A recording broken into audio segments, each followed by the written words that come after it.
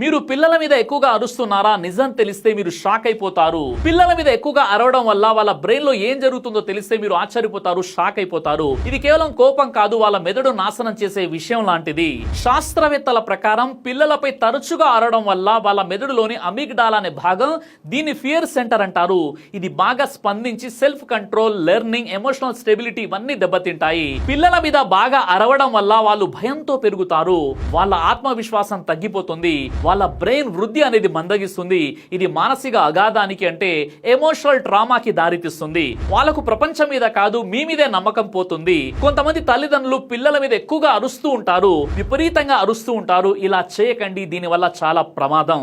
పిల్లల మీద ఎక్కువగా అరవకండి, నెమ్మదిగా అర్థమయ్యేటట్లు చెప్పండి. ఎక్కువగా అరవడం వల్ల నష్టమే తప్ప లాభం ఉండదు.